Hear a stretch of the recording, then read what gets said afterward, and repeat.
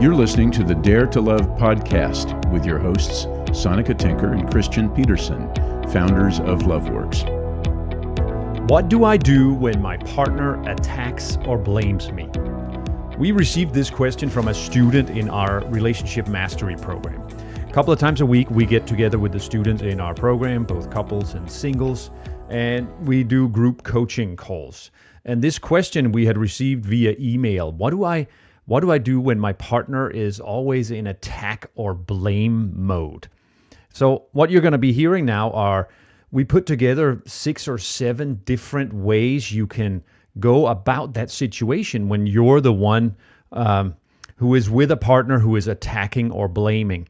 And hopefully it'll also be useful to you, to see some positive input about what you might do when you're the one who is the blamer or the attacker. So you're going to hear, the sound is going to switch a little. Some of this will be recordings from the call, so the sound quality is a little different, but you can easily hear it. And there's a lot of good input about how to deal with when your partner attacks or blames. So here goes. Basically, the question was, what do I do when my partner is always or constantly or very often in blaming or attacking mode? It's blames and attacks. Well, first, great question. And secondly, I'm sorry you're finding yourself in that situation, because whatever the reasons and whatever the things we can explore around it, that's just not very fun. And no one likes to be in that situation. So I appreciate you asking, and I'm taking your question as a desire to be in a better situation, and I can absolutely sympathize with that. So we were thinking about that today, and this is true so we'll answer it for this specific question, but this is the list of options we'll give you here could be used for, I was going to say any kind of conflict. I don't know if it's any kind of conflict, but certainly many kinds of conflicts and triggers. So I'll share a few here, and then I'll shut up and let Sonica talk and share a few. So first one is you can say ouch. Somebody blames you or comes at you in a sharp or attacking mood, says something that really stings, just say ouch. Ouch, that hurt. And leave it hanging there for a moment or 2 or 3. It's a way to signal something just happened that really hurt. But you're not adding fuel to the fire. As we all know, if somebody comes at us in a huff or a puff or in blame mode, if I begin to just explain or either defend myself or counterattack, then it's like fuel on the fire, and it often just makes it worse, even if I'm right about my objections. So a great way to start is just say, ouch. Second point, back to what we just talked about with Titania, triggers process. Triggers process can be used as a means to communicate. It's both a formula for communicating with another person with whom there is something triggered. It's also a means for you to examine many angles of your own trigger for yourself, and it helps you get yourself out of the triggered space. If my partner comes at me, blaming me or yelling at me or attacking me, I'm likely to get triggered. On a good day, I can stay calm and not take it personal and not get triggered. Awesome when that's the case. And sometimes I'll get triggered by their triggered state. And anything that gets said after that, when we're both in triggered state, typically just takes us downhill or escalates the argument or the conversation. So anything I can do to bring myself out of a triggered state is a good thing, like I was just telling Titania. So use the triggers process. When this happened, when you said so-and-so, I felt hurt, angry, scared. What I made up about that is that you think our predicament is my problem exclusively. What I'm making up about that is you don't care about me.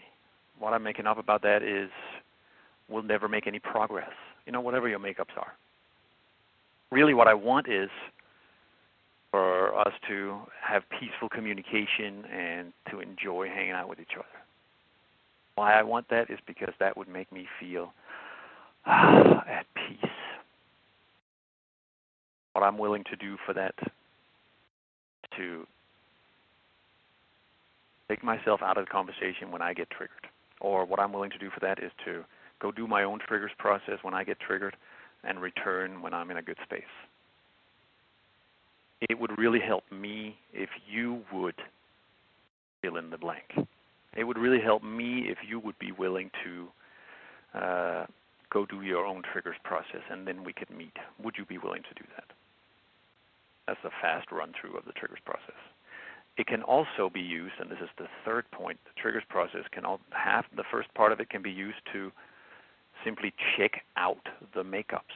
Ask your partner. So you say, when you told me this and this, I felt hurt and scared. What I made up about that is you think everything is my problem, or what I'm making up about this is we'll never make progress, or what I made up about this is that you don't care about me. Whatever your makeups are, and then you say, is there any grain of truth to that? Or is there any little piece of truth in that? Then you hear what your partner says. Sometimes they'll say, no, that's not at all it.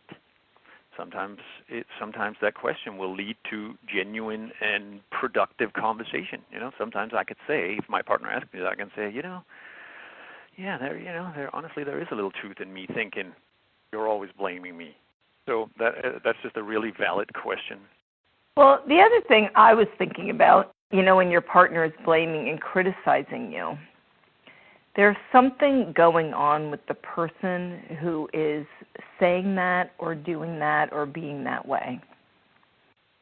They're hurting.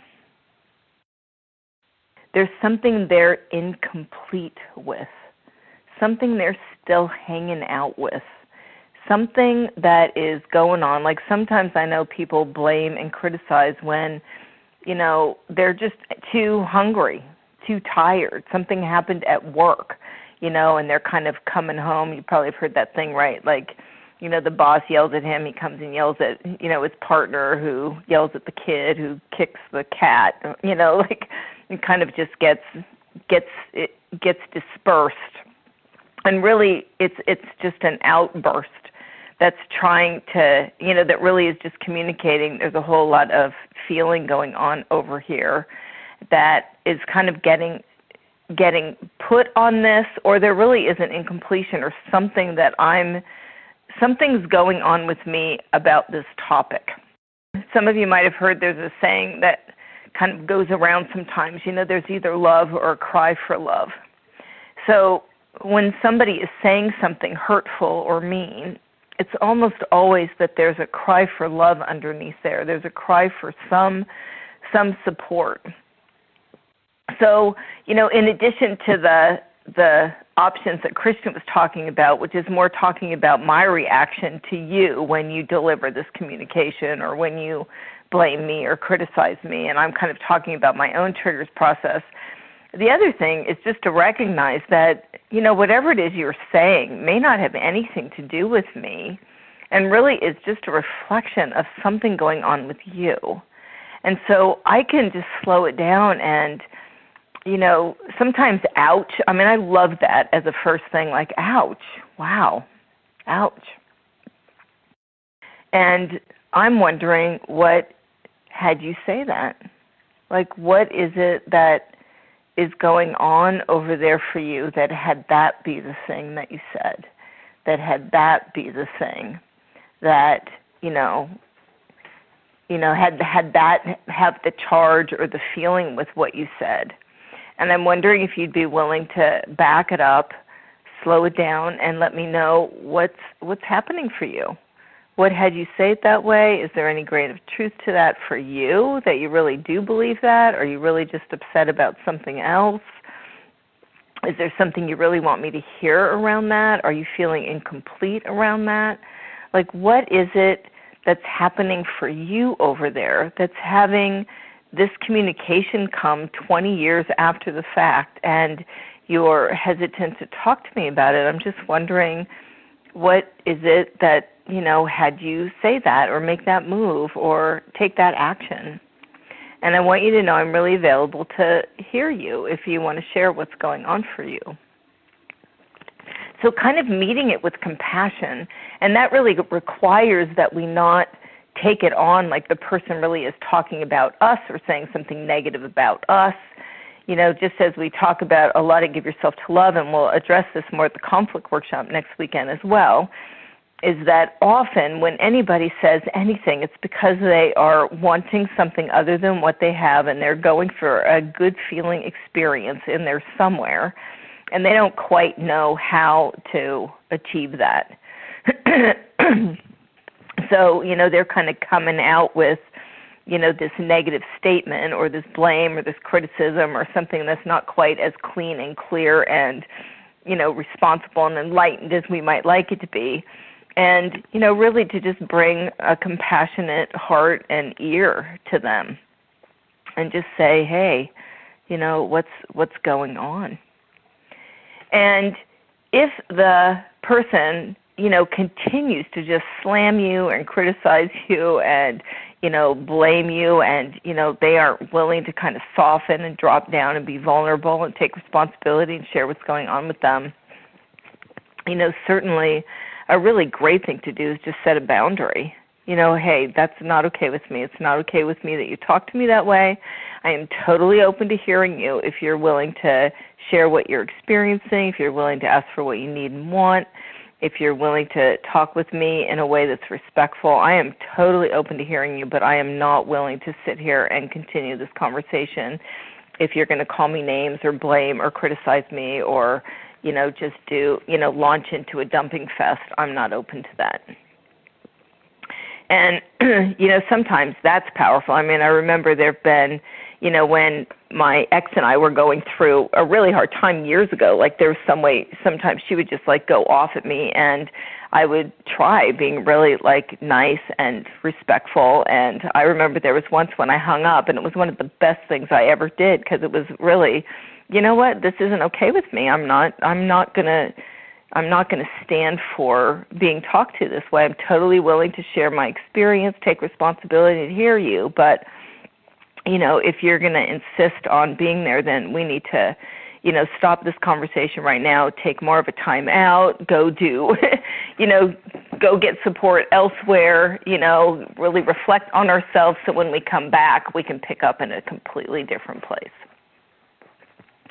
And then I'll just add one more piece, which is, you know, sometimes when people really don't have the capacity to drop down and be able to talk responsibly, sometimes it really is, you know, can be more productive to have the communications be in writing.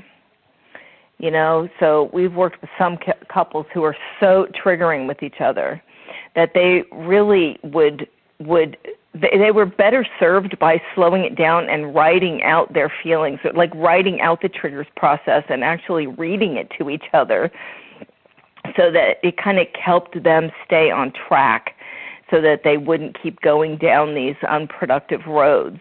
And what's really great about that is, one, writing helps you slow it down and get clear, and it also gives the other person an opportunity to digest what it is you just said and not react immediately, you know, which is often what happens when we're in triggered states, is we just keep continuing to re-trigger each other and kind of keep the reaction going.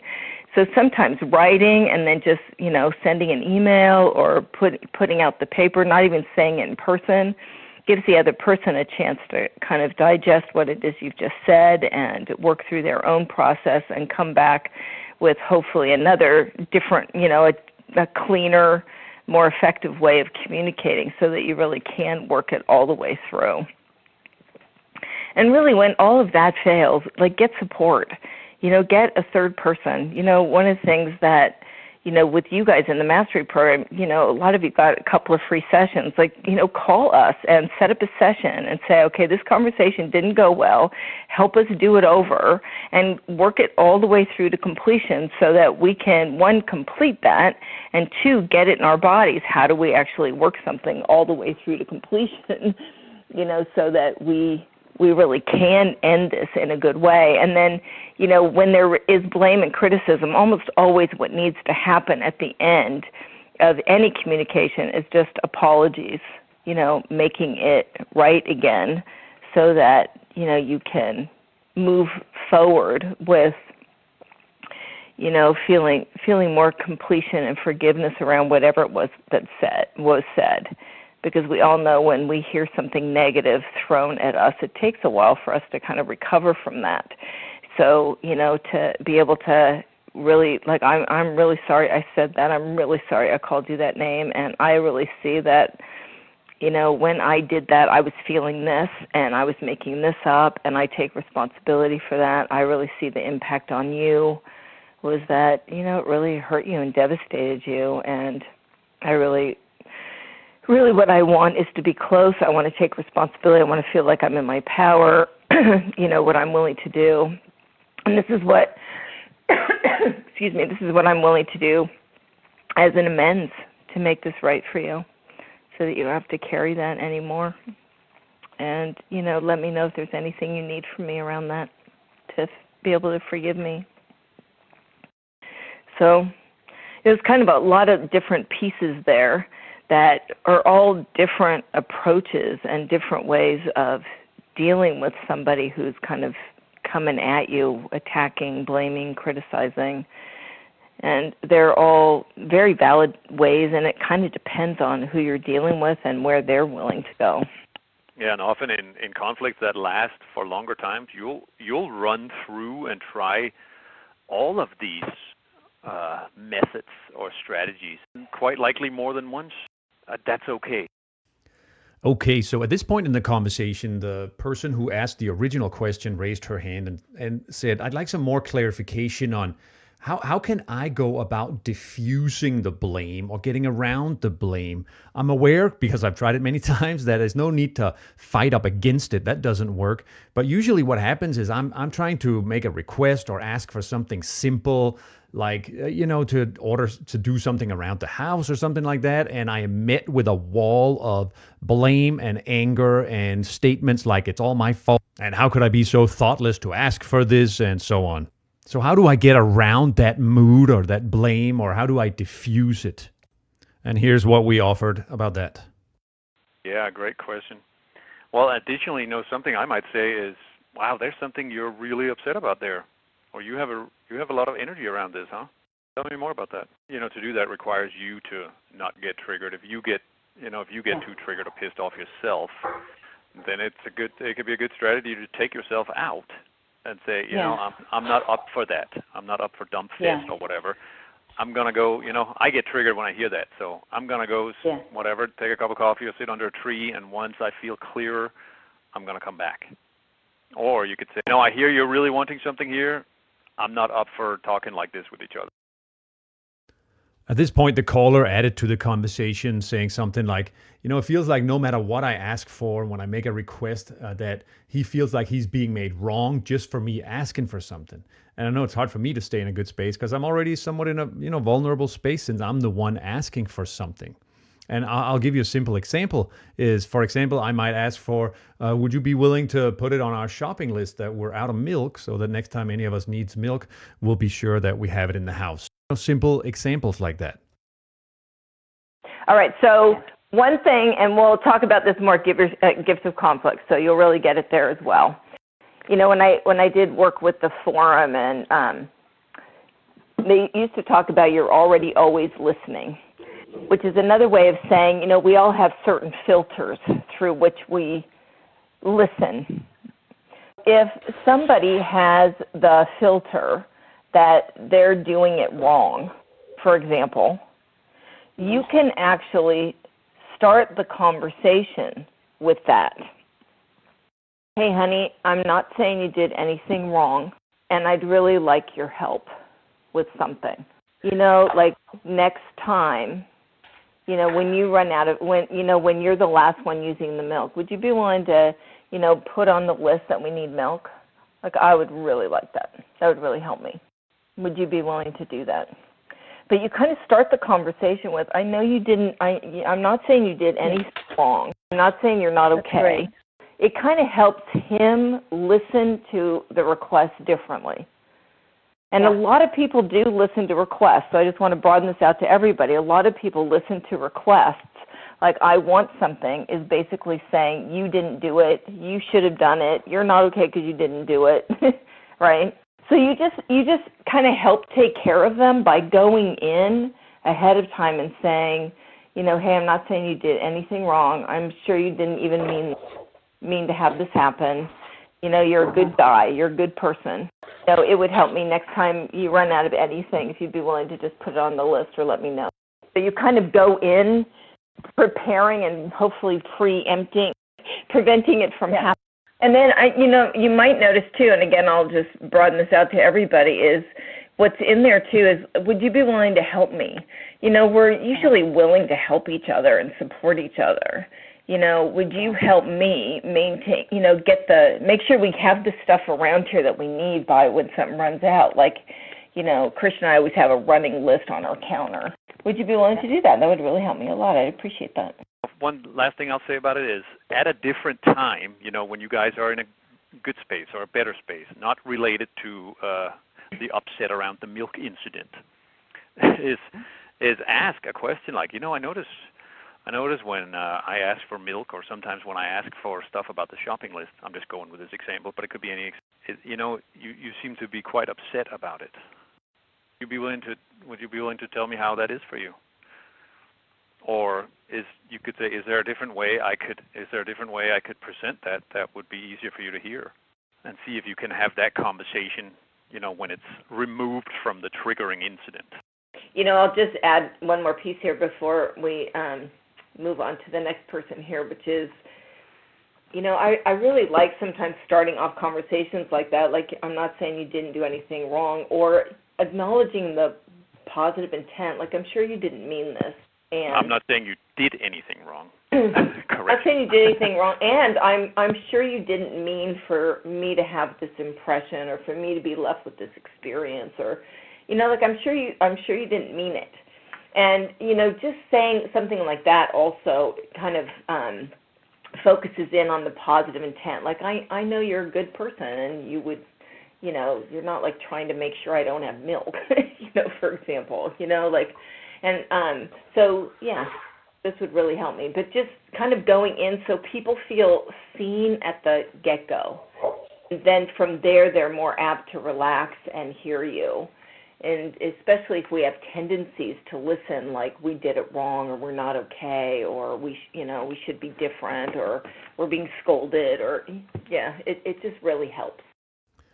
Okay, that's where we'll wrap up the conversation for now. But we hope you took from this that even when you're faced with a partner who is blaming and criticizing and seems to be making you wrong for all kinds of things, or feels wronged for you even asking for stuff, that you have a lot of options. And like I said in the beginning, sometimes, you know, you try one option, maybe that doesn't produce the result you're after, so you try another one. There's no one thing that works in all situations. We always like to say that true relationship mastery is, for one, having a lot of options, that is, having a lot of tools to use, and knowing when to use which one. So we hope that was useful for you, and thanks for listening. We'll see you on the next show. You've been listening to the Dare to Love podcast with your host, Sonika Tinker and Christian Peterson, founders of LoveWorks. If you found this valuable, please hit the share button and share with your friends on Facebook, Twitter, Instagram, or your other favorite hangouts. You can find more about Sonika and Christian's work at loveworksforyou.com.